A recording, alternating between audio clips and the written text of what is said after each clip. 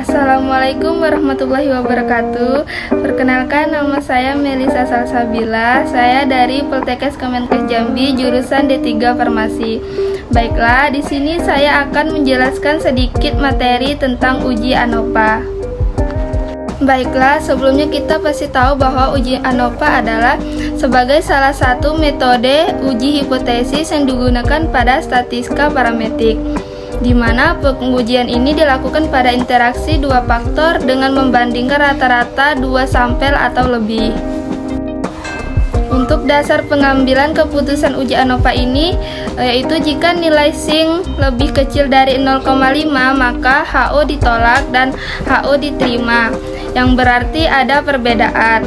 Yang kedua, jika nilai SINK lebih besar dari 0,5 maka HO diterima dan HA ditolak, yang berarti tidak ada perbedaan.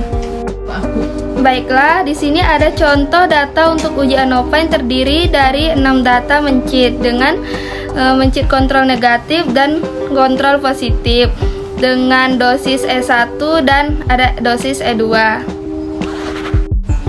Selanjutnya, ini adalah hasil dari uji normalitas yang saya lakukan pada data tadi.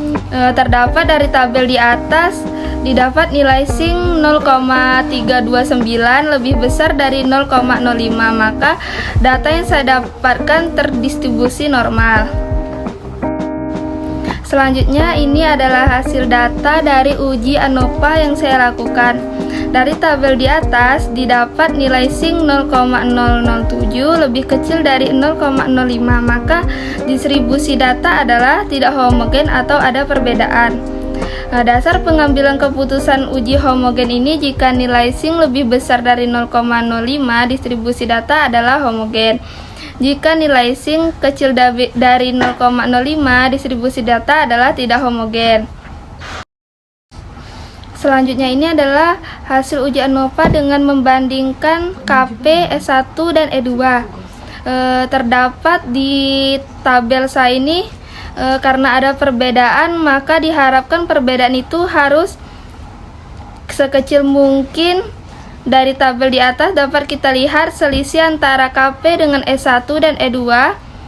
Yang memiliki perbedaan kecil adalah di E2.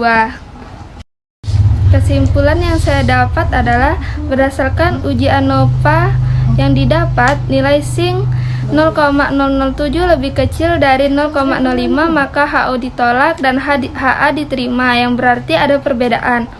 Karena ada perbedaan, maka diharapkan perbedaan itu harus sekecil mungkin, dan perbedaan yang kecil antara KP dengan E1 dan E2 adalah di E2.